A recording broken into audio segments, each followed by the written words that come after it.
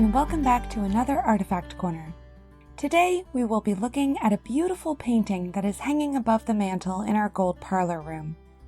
The title of this work is The Adoration of the Magi, and like most Renaissance paintings, it features a religious subject. This piece was painted around 1640 and has been attributed to the Flemish artist Frans Francken, or it might have been painted in his style by one of his apprentices. It was standard practice in the Renaissance for painters of note to have apprentices and students who studied under them and aided them in their work. Because of this, it can sometimes be hard to tell if a work was done by the master artist exclusively or if it was done in cooperation with an apprentice. This piece is a good example of a late Renaissance painting. Let's learn a bit more about the history of Renaissance art. The Renaissance period begins in the late 14th century and runs through to the 17th century.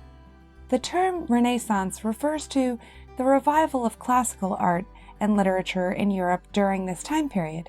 Following the collapse of the Roman Empire, art, architecture, and literature had seen a dramatic shift.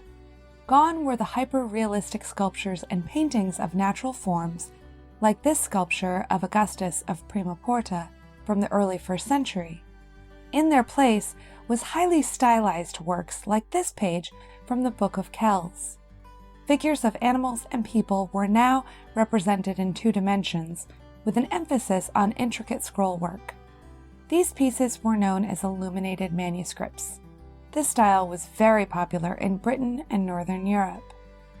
In the latter half of the 1200s, an artist by the name of Giotto was born, and the art world in Europe would be changed forever. Giotto is considered the father of the Italian Renaissance. He is the first artist to begin to paint with a depth of field, a foreground and a background, as you can see in this painting titled The Annunciation. The impact of his work is felt throughout Europe, and a seismic shift in both religious and secular art began.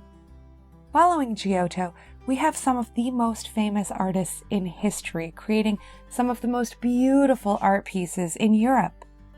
These giants of the art world were based mostly in Italy, which became the epicenter for the Renaissance. Here are just a few examples of some of the amazing works by some of the Renaissance's most talented artists. Fra Filippo Lippi's Madonna and Child, painted in 1460 in Florence, Italy. Sandro Botticelli's La Primavera, painted in 1482 in Florence, Italy. Michelangelo's Pieta, sculpted in 1499 in Rome, Italy. Leonardo da Vinci's Mona Lisa, painted in 1503 in Florence, Italy. And there are so many more brilliant works of art by so many other artists in so many other countries across Europe during this time period. Our painting came to us thanks to the travels of the Delord family. Frances Henrietta Delord and her husband Henry Webb spent over a year in Europe on their honeymoon and brought back many treasures during their travels on the continent. The artifact is oil paint on wood. Wood was a very common canvas material for this period. We have had the painting professionally cleaned. Thanks to a couple of 100 years in rooms only heated by fire, the painting had darkened considerably and the colors had become muted. With all of the soot and dust from hundreds of years removed, the colors are again vibrant. We hope you enjoyed this look back at some of the amazing works of art created during the Renaissance, including this treasure in our own backyards. Thanks so much for stopping by.